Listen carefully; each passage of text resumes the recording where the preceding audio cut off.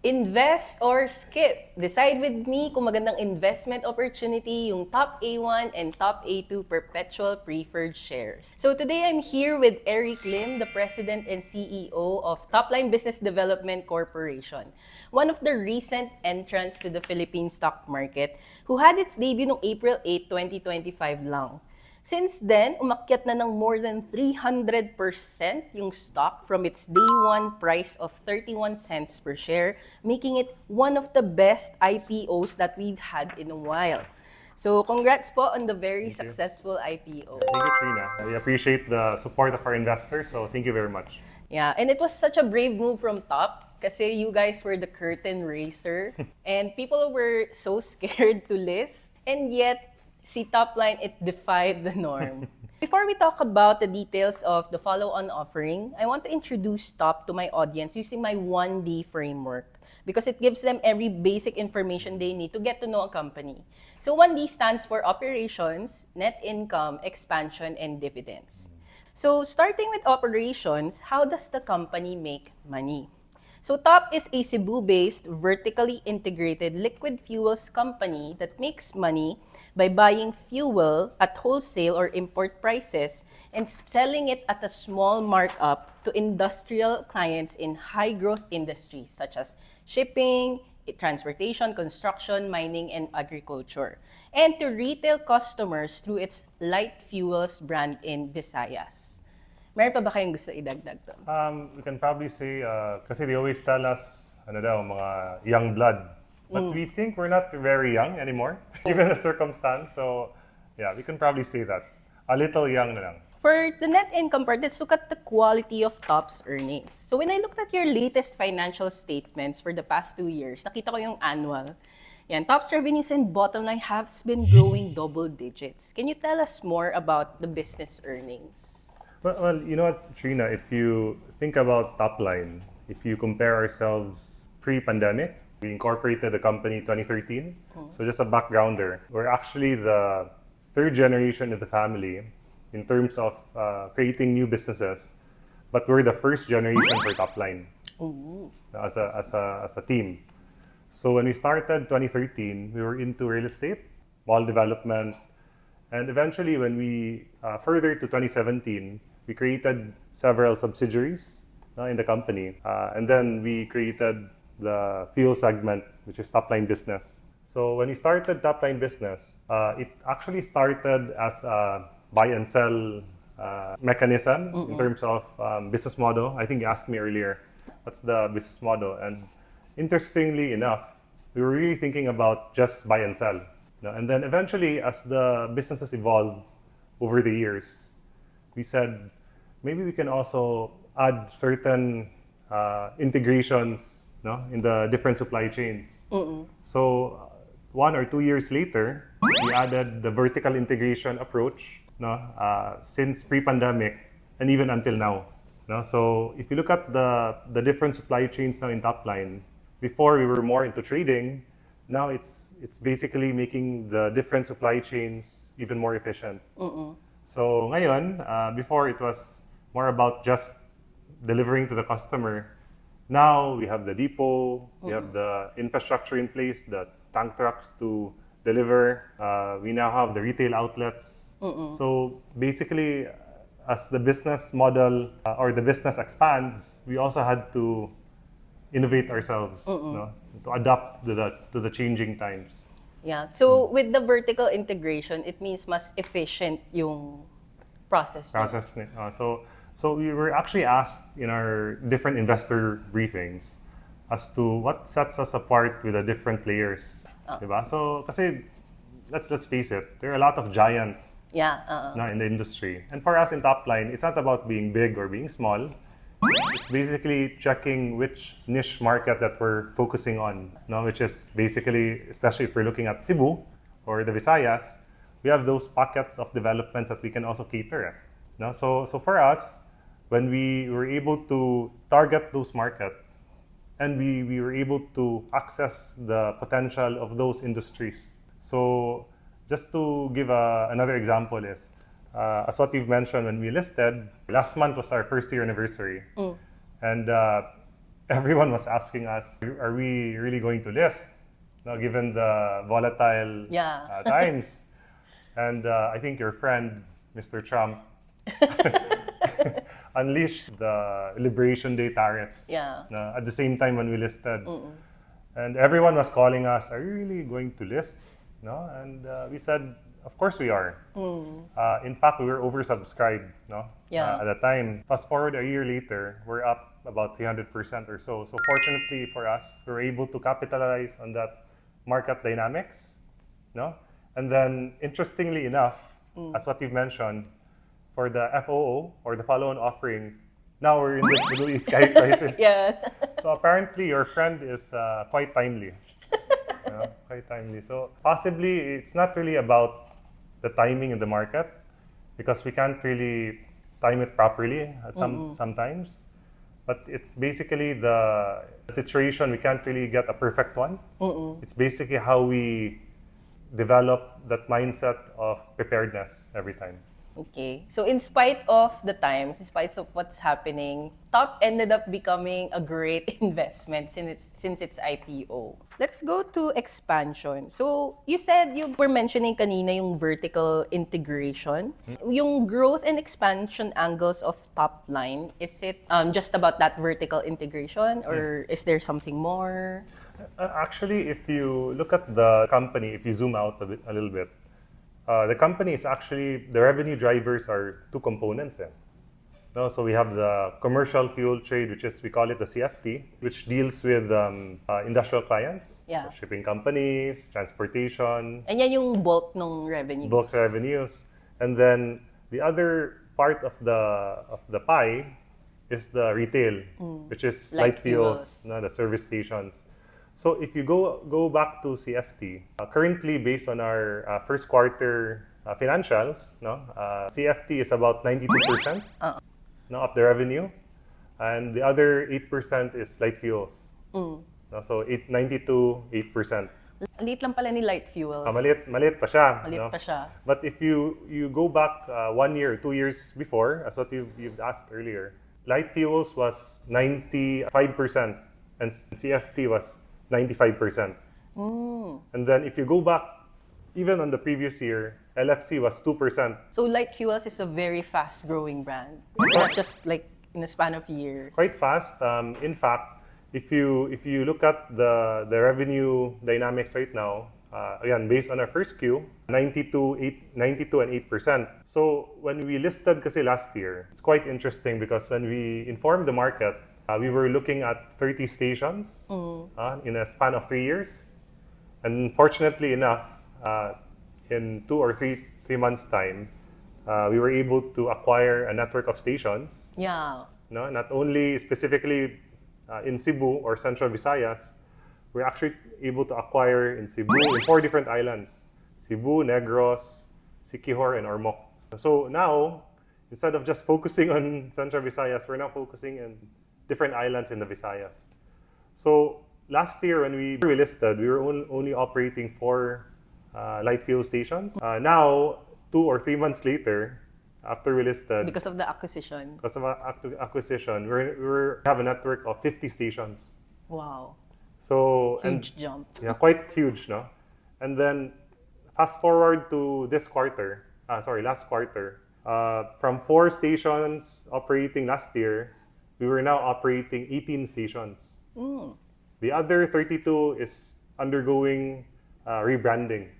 Because we have to get the level of service up and everything. The brand has to be there, the feel has to be there. Yeah. And we're very particular with our service in our stations.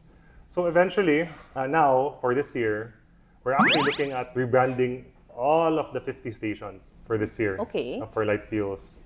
And the next question, Sir Trina, if I may, is go ahead. Since we're scaling up, so what will the company do? Kasi there are it's actually a double-edged sword. So when you scale, it's either you scale properly or you scale very inefficient. Tama. About 2 different questions. Yeah. So fortunately for us, with our team, they don't sleep, Trina. So for us, we're just quite happy with our very, very dedicated team. So when we scale further in the light fuel segment, also in the industrial segment, we're able to capitalize on efficiency.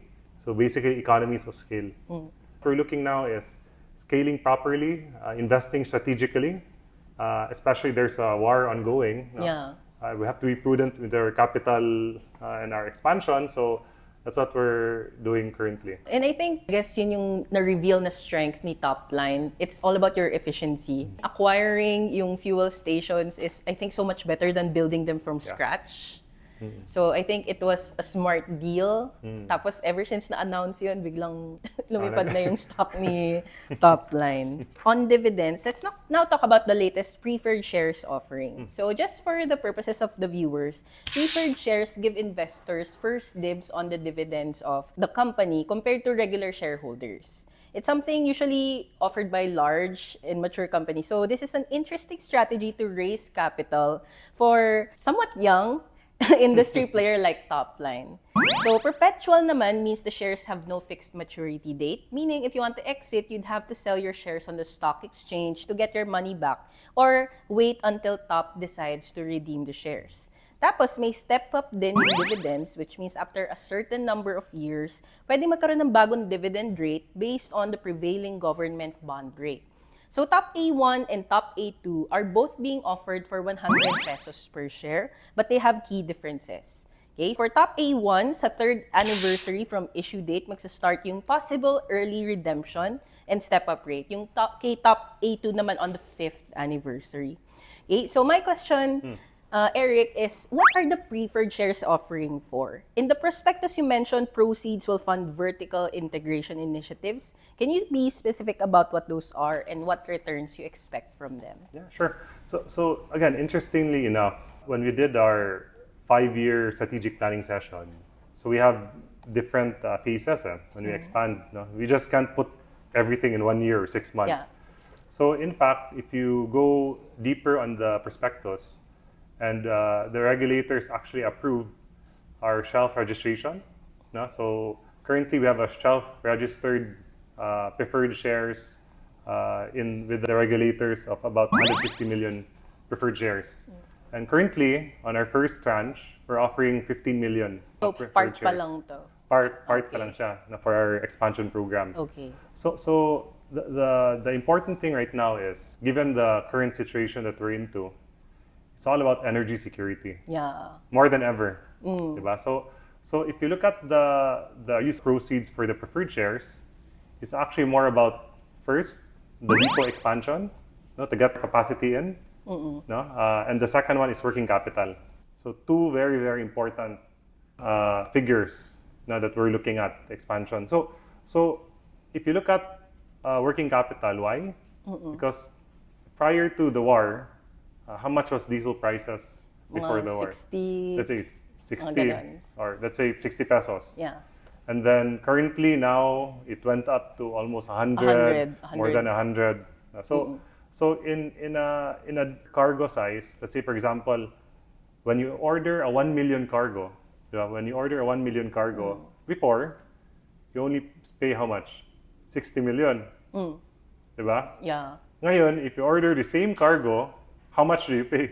100? 100 Times 2, more or less. Yeah, 120. Oh, Diba? So basically, we need that capital, okay. no, to give us more flexibility. Yeah. That's number one. Number two is the depot, because when you get more cargoes in, you have to have the capacity Tama. To store them. to store them. Kasi in our network, we have about 10 million of capacity.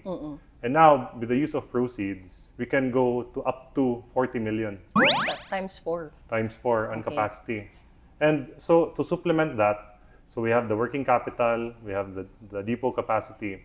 That's why the board, no, of Topline also approved our Singapore office or Singapore trading arm to basically source out different fuels in the world market. Nice. So it gives us more flexibility on where we source, where we import, and basically at the end of the day, it translates to more profits, Okay. for more efficiency in the supply chain for vertical integration. Okay, so this is really an energy security play, Yes. more than anything. Why offer preferred shares now, and why choose this structure rather than, say, a bond or bank financing? So it's actually quite interesting because If you look at preferred shares, it's actually equity, Yeah. diba, in the balance Yeah, sheet. it So, is. so it depends on how you scale the company in. No? And for us, we want to make sure that we have a very strong balance sheet. No? So currently, what we're doing is also strengthening our balance sheet right now to get more equity in, no, in the company, and then eventually, hopefully, we'll see what will be our next capital raising activities. But Okay. currently, that's what we're looking at. Yeah, and definitely you can offer more preferred shares pa in the future. Yes. Okay, okay. So, what range are you targeting for top A1 and top A2 dividend rates? And how do they compare to similar preferred share or bond offerings in the market? I think it ranges between 7, 8 Wow, mark that's as of so now. high. As of now, Okay. because there's that premium in the market currently. Yeah, kasi yung 10-year government bond rate nasa 7% na eh. Exactly, it's quite high. Yeah. Okay, now, do you intend to redeem these shares at the 3-year and 5-year marks, or is it just an option you're reserving? Well, it's going to be part of the strategy, no, to redeem, no, on the 3rd year or the 5th year anniversary. That's going to be part of the strategy. Okay. So that's why for an investor, it depends on which yield you're looking at, Yeah. no, which dividend rate you're looking at. If you want to go for the 3 years, go for the 3 years. The 5 years is also quite attractive. So it depends. Yeah. Most likely, top A2 will have higher. Yes. Yeah. Correct. So a lot can happen in 3 to 5 years. Let's say your financial situation at year 3 or 5 doesn't allow for redemption. What happens to investors? So far, we've already did our strategic planning sessions, and we see the market, especially in Central Visayas and Visayas as a whole, still demand is still quite bullish. Okay. So far, we've seen the situation because unfortunately with this crisis, there's still that segment in the market. We call them the essential segment in the market, such as shipping, Yeah. logistics, and everything that really needs that fuel. Yeah. So And that's what you're serving. that's what we're serving. So we still see that growth trajectory being sustained. Now, let's get the number one concern out of the way. So, one of the top fears of investors is baka matulad ito sa preferred shares ng ibang industry players na hindi nakapagbayad ng dividends. How can TOP assure investors that they will not experience the same problem? Actually, you actually have to check what are the investing strategies of that certain company. No, not only for top line but other companies as well. Because if you look at the strategy for top line, it's really more focused on the energy side, Yeah. which is what we need right now. It's I guess for the other companies that didn't really pay properly, no, baka iba yung investing strategies nila. But for us, we're really focused on energy security. So in fact, just today, we actually declared dividend. No, it's actually in terms of accumulation of dividends in the past 1 year Yeah. since we listed, we declared 3 times already, including today, which gives us about more than 94 million of dividend payouts for the past year or so. And in line with that, will this preferred shares offering affect yung dividend offerings to common shareholders? Well, not exactly. Not exactly. Yeah, so basically, since again, the strategic plan for the company, it's already there in terms of dividend payouts for the preferred. And also, since for the common stockholders, we're also declaring dividends yearly, no, as we speak. Okay, now let's go to the Middle East crisis because we are in a national energy emergency situation pa rin. And it looks like this war in the Middle East has no ramp off. Yeah, so given the Middle Unfortunately. East blockade in the Strait of Hormuz, what are the key learnings of top leadership for the business in the face of this geopolitical risk? You know, Trina, if I may share, Yes. it's not really actually quite new for us. We've also experienced before during the Russia and Ukraine Yeah. war, and energy prices actually shoot up. Yeah. Diba? It's did. basically the same. Yeah. And for us, we were able to manage supply and everything else in the supply chain that time. Currently, we're also doing that as experienced before. and we're just adding more supply Yeah. in the depots, because the main question of our customers currently, they're always asking us, do we have ample supply? Do you have Yeah. enough supply? Yeah. And we said yes, of course. No, so it's not supply is not an issue. It's actually more in the price. Yeah, it's the Diba? price. So, but at the end of the day, what can we do? Yeah. No? So we're Philippines is actually pegged on the Singapore MAPS pricing. Yeah. That's why there's a movement every Tuesday. So the trading for Monday, to Friday, you basically have that average price, and then that's going to be reflected on next Tuesday. So that's why we have a price movement every Tuesday, which is pegged on the price movement. Oh, is that why meron kayong desk sa Singapore? Yes. Ah, interesting. Yan. So what are the business model differences among TOP, Petron, and Shell? And which business model do you think can survive a prolonged blockade dun sa Strait of Hormuz? I can only speak for TOP. Yeah. No? I really don't know their operations. Yeah. No? For top line, I think it's more, again, it's all about vertical integration, making sure that we have enough supply, we have the capacity to import. So those are the factors that we see that's going to be very, very important. In fact, if you look at the news last week from Upper DOE, they said that they've already stopped importing because the capacity or the depots are already full. Diba? Have you seen that news? Yeah, I did. And then they said, oh, sige, so basically what we need here in the Philippines is actually more infrastructure. Yeah, more to handle storage. More storage. And So that's what your preferred shares are Yes. for. Assuming the International Energy Agency is right, Yeah. that the global oil output will normalize in 2 years pa after repairs, how will TOP mitigate the risk in their 5-year strategic plans? Well, it's all about making sure that we have that flexibility of supply. So that's number one. Yeah. Because at the end of the day, where we source our supply will also, well, for our customers, it also affects their bottom line. Yeah. it Diba? does. If we source it quite strategically, it helps the company and also our customers, which is what we intend to do. And number two, as we also strengthen our vertical integration approach, the supply chain, we also get different savings of efficiency in the supply chain. So what will happen there is, slowly but surely, all those savings will compound on a yearly basis. And at the end of the day, that's actually quite huge Yeah. on savings and translates to income. Yeah. And that's what we're looking at. Okay. And majority of your customers are mga essential services Yes, to. They correct. cannot stop just because oil prices are high. So that's why it's funny, Trina. They always ask us, so what will happen if EV will be coming in? And Yeah. those questions are actually quite nice. But again, we have to understand, top line, about more than 90% is the commercial clients. And we don't see any shipping EV soon. Yeah.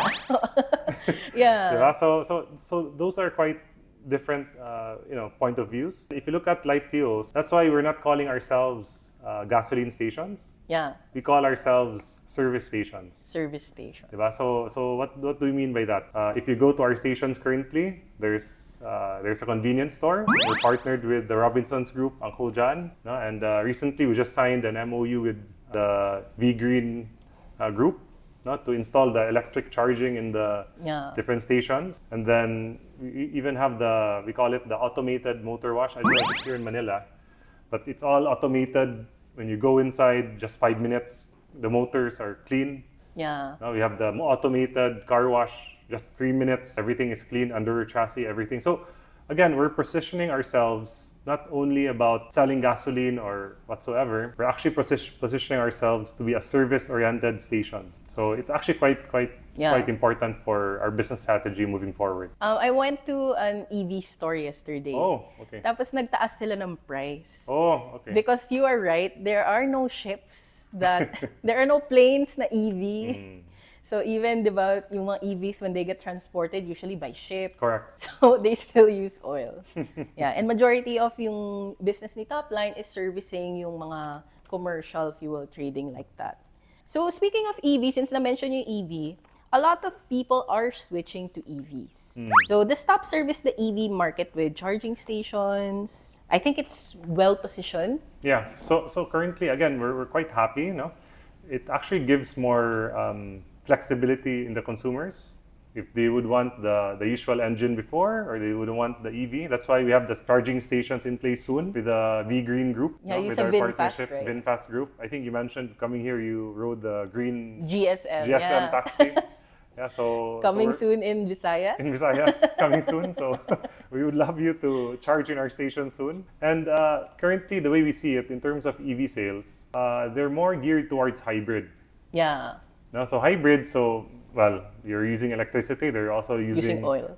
So they have that flexibility, which is quite nice. Yeah. Which I think is also relevant in the province. Exactly. Diba kasi hindi naman, lalo na if you're driving long distance, baka maubusan ka ng battery. That's why, Trina, if I may also add to this, the V-Green partnership is actually quite important for Visayas, no, or for Central Visayas in particular. Because when they partnered with us, or when we partnered with them, we have stations on the northern part of Cebu, and then we also have the stations on the southern part of Cebu. So currently, they have a fleet of more than 500 taxis there, but they said that they can't really go to the outskirts because they're limited to the metro area. So now with this partnership, they can now go to the other areas in the island. So it's quite important. Yeah, I think that's an interesting insight for the Visayas. Kasi most of us, mga nag-i-invest dito lang usually sa Manila. So, yan, yung mga ganyan, we don't really have a lot of visibility. Yeah. So, in the market served by TOP in Visayas, do you see signs of demand destruction? You said kanina bullish pa din. Or let's say, do you anticipate na there will be demand destruction because oil prices will go higher? Well, you know what? There's always that price elasticity scenario. As what we discussed before, demand is there.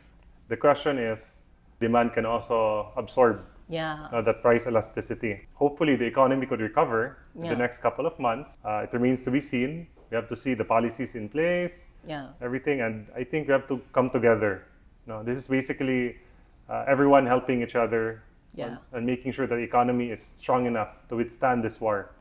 So if we're going to do that, this could be sustained.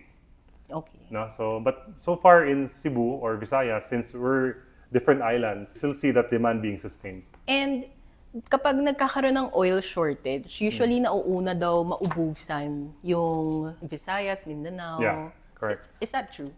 I think if we're talking about islands, kasi mas maraming islands yung Vismin eh. Vismin, yeah. Diba, Luzon is quite... Yeah. Sorry, you can travel by land.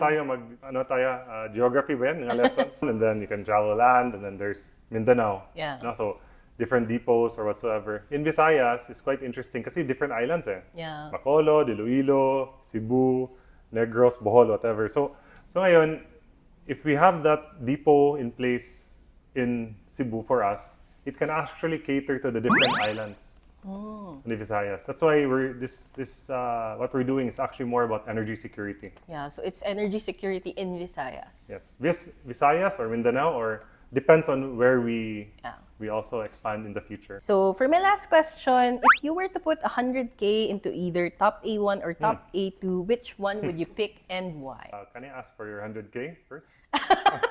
No. So my unsolicited advice really is on which investments you're into. So example, if you're looking at just a 3-year investment, so you can pick the TOPA1. Yeah. So if you're looking at a little bit longer, about 5 years, then you can pick the second one.